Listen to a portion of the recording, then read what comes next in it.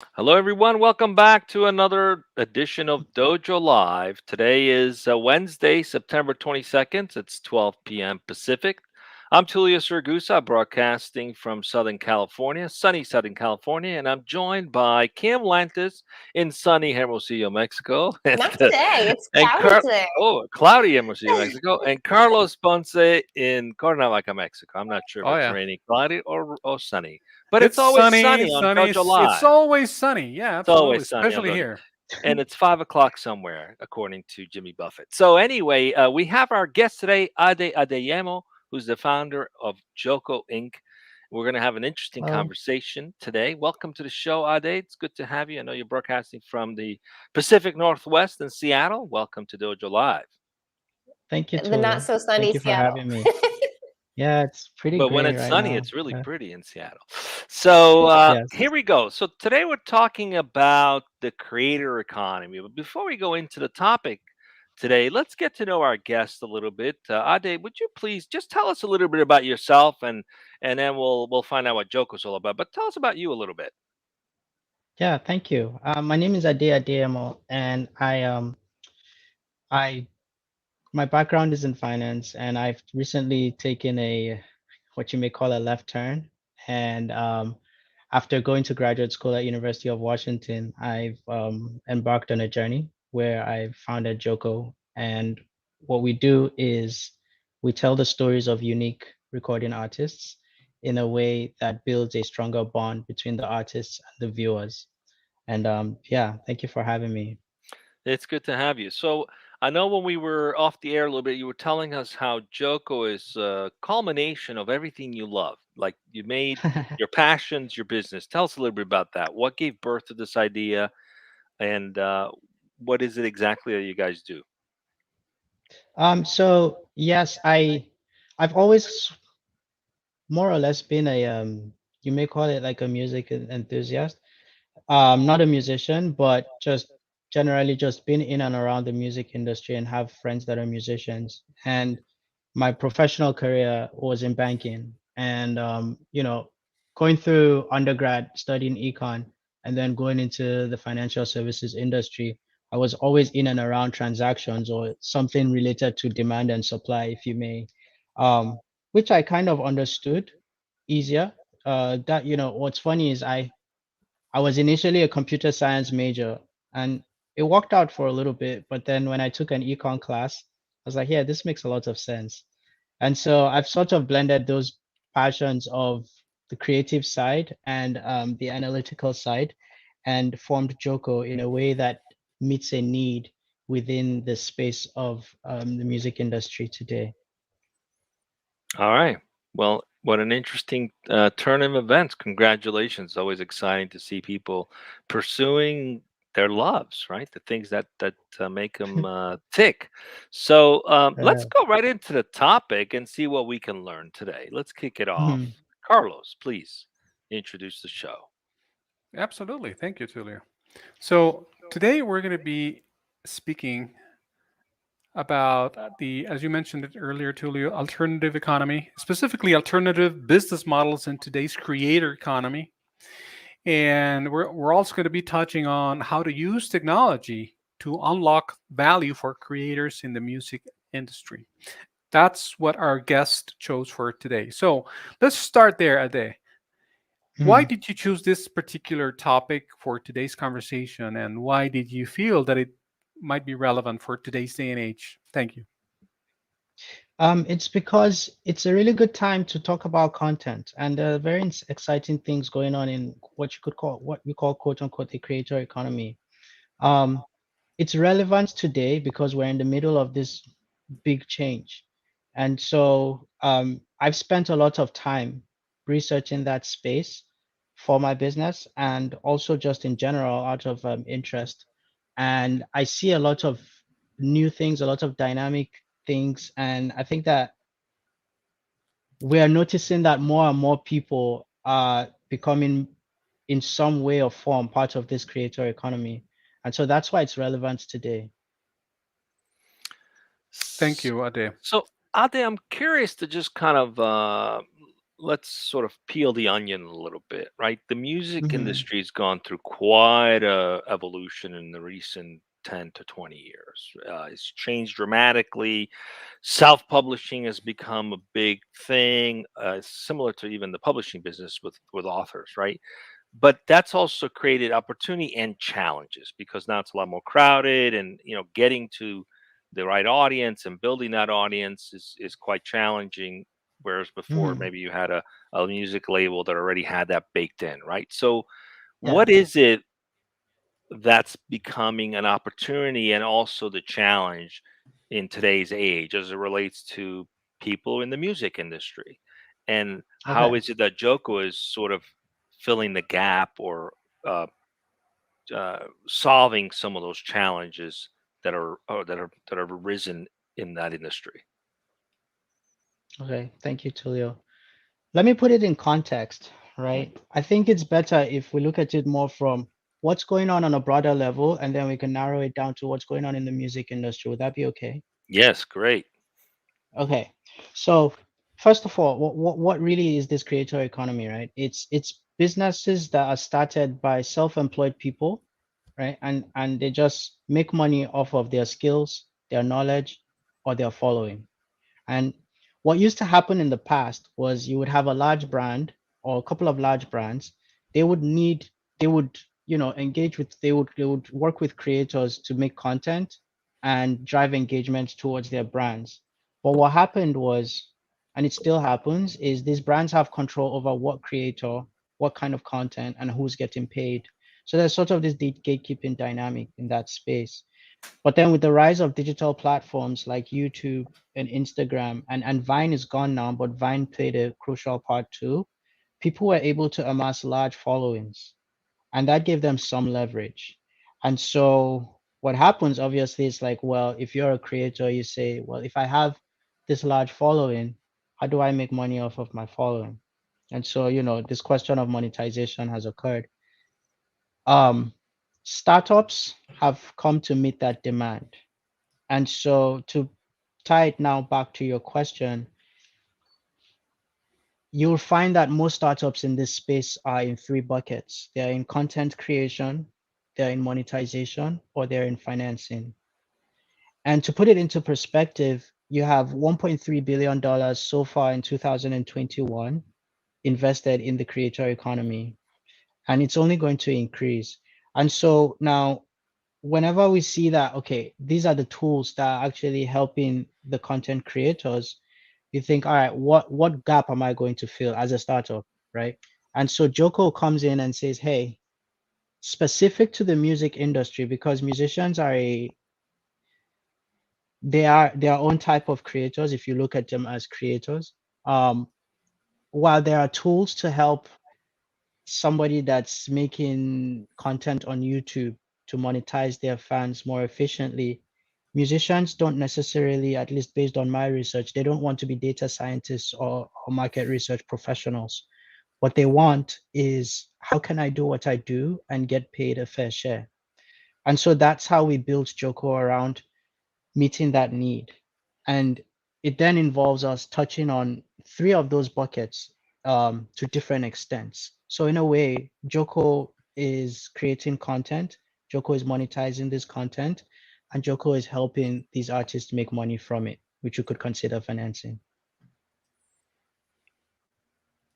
Fascinating. So Uh, in essence, you're saying to the musicians out there, do what you do best and we'll take care of the rest. Yes, full service. Full service. Wow, amazing.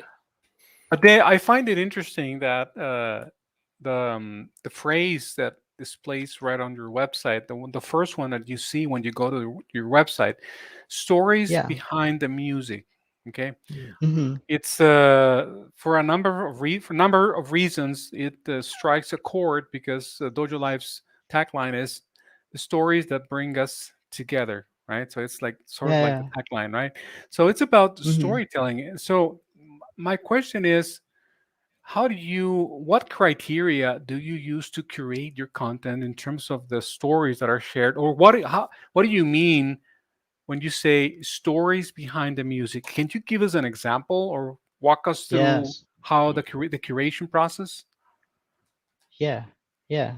So think about when you would discover a new musician or new music. Back in the day, we started out with audio, Hmm. right? And then it evolved and we added video to that experience. And now what we're doing is we're combining audio and video and we're adding the story, which gives a bigger context to that experience of discovery. Um, how we curate this is it's actually a very interesting experience. We don't know what to expect. Just the same way, on Dojo Live, you don't know what I'm going to say. There's no real script to it. But what we Hmm. do is we spend a lot of time engaging with the artist and their teams and building out this experience for them, which they do enjoy because they have a hand in like saying, okay, this is what I want to do when I'm talking about, my life, and this is what I want to talk about. So giving them the ability to build their story with us makes them always generally receptive to work with us. And yeah, curation is really largely in their hands. We just make it look nice for them. Okay, interesting. Now, historically, just going backwards Mhm. a little bit, the labels would create the story around the stars, right? So you didn't Yeah, necessarily have your true, authentic self represented. There was some kind of packaged exactly. product that was put into the marketplace. And I know Hmm. I've heard of some artists who struggled through that, right? They were like, I don't want to do Yeah. this kind of music. I want to do something else. I.e., someone like Hmm. Jewel, right? Who eventually said, I'm not doing this. I'm doing my own thing. So if I'm hearing this correctly, what Joko's doing, it's not just helping these creators put the music out there, monetize the music, but it's helping the fans actually have a sort of intimate relationship with the creator by exposing who they are, by creating a process where I can get to know you as the artist, which gives more context, more meaning behind perhaps the music you're creating. Is that Correct. okay? So how has that been received? Is there like a generational thing that's working better, or certain like or millennials more interested in that kind of scenario? Or is everyone interested in that kind Hmm. of scenario? What are you seeing in terms of adoption in the marketplace? Gen Z gets it best. Really? Yeah. And, because I work with a lot of younger people, you see, I can think about, yes, we want to tell a story, but I definitely depend on a lot of people within that generation to give feedback on what it is that they want to see and how they want it presented. Like for example, um, let me give you like a very good example. We just did the first one, and we did mixed media, and we did a VHS camera and a high definition camera, and we found a very nice way to combine these two viewing experiences. But when like a millennial sees it, sometimes the VHS could be, wait, why isn't it stabilized? Or I want to see the person's face a little more, and like what's the scrambling channel thing? But when Gen Z sees that, it's like, oh, this is cool, like I like it, and Mm. so we build it more for Gen Z. There's a lot of like creative leverage, especially too in that space. And that's what we're seeing from adoption, to answer your question. Very cool. So they are is you are let's call it summoning creators, right? To reach out to you and to do something with their creations, basically, right? So Uh, no, I yes, wouldn't my say we're summoning them. We actually select who we work with Mm. no, but is this because, like a call? sorry. Is this like a call for entries kind of thing, or then you can No, no, share it? No. not with musicians. No, no. We Okay, just okay. say this is who we want to work with, and then we Oh, find a way okay, to reach them. In our okay. experience, generally they don't say no because we've built this with their incentives aligned with ours.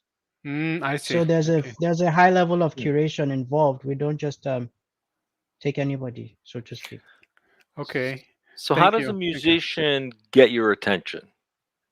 You choose them, you reach out to them, or I think Yeah. Carlos was asking, how do I pitch you guys if I want to be part of this? I'm You hearing know, you can't pitch us. How does someone if someone's interested in participating, yeah, how do yeah. they I do mean, that? honestly, they could just email me, or actually the company email. We're still very early stage, so not many know what's going on. But Okay. if they wanted to reach out, yeah, they could reach out to me directly or to the company email at info at joko.live, and we'll reply, we'll respond. I I I mean, don't Carlos is a pretty I good don't flute not player. respond. Maybe he wants to have representation. Put his Do no, do flute I, playing out. Gen Z listen to your flute playing? no, I just play for fun. I mean, I'm not a pro by not even but not the furthest stretch of your imagination. It's just for fun. So You technology, never you know. We can say make something work out. Ooh, probably. Who Carlos. knows? Let me New grab my career. flute. Let me grab my flute. It's right here. I got it right here. So okay. Oh, So nice. Ade, you Yeah. mentioned using technology to unlock value for Yes. creators. Would you Mm-hmm. mind touching on that a little bit? What type of technology are you talking about specifically for those who might be watching and are not sure about what you mean by Yeah. technology? So what technology are you referencing? Um, I don't know if you're familiar, but in the startup space right now, there are a lot of companies that are doing this marketplace business, and we have a different way, a tech-enabled way of approaching it that's not the traditional marketplace. So, to answer your question broadly, we've built a unique tech-enabled marketplace that Hmm. helps the artists that we work with to earn more from streaming than they Hmm. would on another streaming platform. But to go into more detail, where you have a lot of marketplaces are two-sided marketplace, where somebody wants something and somebody has it, and then this entity comes in the middle to match the demand and supply. We take a different approach where we're more of a market maker. Mm. So I'll give you an example, and I think this is a very unique business model, which I've not seen it done anywhere else. But think about Uber or any other like marketplace that we work with today. You want a car, you want to go somewhere, you need a car, and then the technology platform is going to find somebody that has a car and Hmm. match you. So the way I like to talk about how a market maker works is think about one car, only one car, stationary car, but you want to use it and I want to use it, and the technology is matching us and we're transacting between each other. Hmm. So it's less cars, but we're still getting what we want done. Mm-hmm. I It's see. just that you can't necessarily, I guess it's not like you're going to depend on that one car continually. Hmm. Obviously there'll be more cars, but now more people are using it and transacting versus like saying, okay, I need a car and I need a ride, and then we have to do that over and over and over again. Hmm. It really does like adjust the risk factors with demand and supply in marketplaces. Mm. I see. Okay. Thank you, Ade. So, You know, okay, guys. I'm listening and I'm thinking to myself, what other industry could use this? I can't stop having this voice tell me the publishing industry, like books, authors, Yeah. is this eventually something you might leverage to go beyond music and other creators Yes, like actually. authors and, people like that? Yes. I get that a lot. Like I said, I really just started with music because that's where I'm interested in. But we see the application in other forms of content. Like somebody has mentioned comedy. Hmm. I don't know. Maybe Comedy. we'll see. Oh, that's an interesting one. Yeah, I mean, I Yeah. see a lot of comics there. They could do their skits on Instagram or TikTok, but they don't really monetize that unless they got a sponsor, right? But that Yeah. could be an interesting Yeah. one for sure. I can Yeah. envision even Well, animators for, I don't know. yeah, Yeah. I'm sure we can start We're thinking about a lot expanding your of things. What business I do. scope as we talk, Ade. Yeah, yeah. Yeah. The thing is, there are nuances to each of these types of creators. It's a lot of times these things appear to be like one size fits all, but in building this, I've come to realize there are a lot of nuances to take into account. Um, some either owing to how that person like puts out their craft, frequency and like how do they actually get it to customers. There's some other things to think about, but it does definitely have application in other spaces within the content creation area.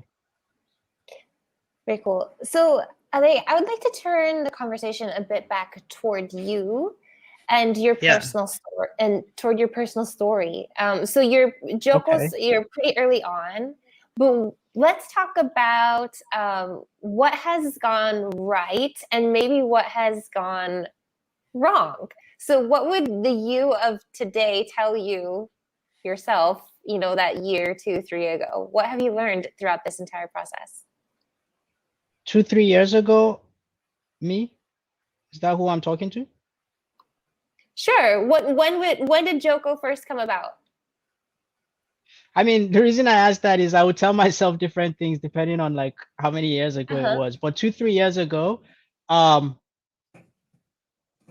your question was what I've learned. Can you repeat your question again? Sorry. Yes, sure. I'm sorry. Yeah, what you've learned. Let's talk about what's gone right and what maybe hasn't gone the way you would have hoped. So let's talk about lessons learned throughout this entire process in your early stages of your yeah. company. There are a lot of mistakes in like putting together a startup. So many times, like I don't even care about the mistakes, to be very honest. It's just kind of like having a write-off account, really. It's like, yeah, it's gonna happen. All right, now how do we fix it? That's the way I think about it. When I started off like working on it, you'll make a mistake. For example, sometimes I feel like, oh, it's time to like do customer facing things. And then a lot of times I'm like, no, maybe not now. So that's happened a few times. But I'm a lot more cautious about that. So that's just like one example. I will say though that the experience has definitely helped in helping me take on more responsibility because so I'll tell you, for example, you're building something and then if your engineer tells you, hey, we had a malware attack, me 3 years ago would almost melt down like, oh my gosh, look how much we've put into this. Is everything over? But now it's thinking more like, okay, cool. Like, how do we figure out how to fix this and continue with what we're doing? And I think that that's being able to approach life with that kind of an attitude and mentality. It goes beyond building Joko. It's more like helping me grow as a person. Um, So I wouldn't say things have really gone wrong. It's just, it's just what happens when you're building. That's the way I think about it. Lessons, right? Yeah, lessons. Yeah. It's a Growing common up, theme. have you? It's a common theme I've heard from many entrepreneurs about the journey of self-realization. Building a business, being an entrepreneur, it really challenges you to the core, and either you break down and give up, or you grow. So, congratulations for that.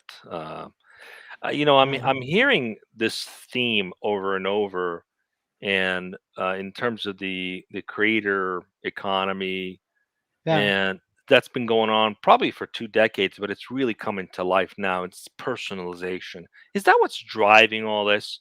Just personalization. People want things to be a specific way that triggers some kind of personal emotional feeling. And the companies that get that do very well. I mean, Apple's done a great job, when Steve Jobs was around, in building an emotional attachment to a product. Is this what's driving a lot of this creator economy, the need, the desire for that personalization, for something that's not Yeah. cookie cutter for all, that's a little bit more niche? What would you have to say Yes. about that? Yes, I would agree. From a viewer standpoint or a consumer standpoint, it's personalization. It's like, does this thing mean something to me versus if I'm just watching something? And from a business's standpoint, it's differentiation. So am I doing what everybody else is doing and just trying to put something out there so that, maybe I can scale? Or am I really like focusing on a niche and actually giving them what they want? So people are looking for differentiated content, and differentiated content usually tends to drive, you know, a deeper connection. It's more personal.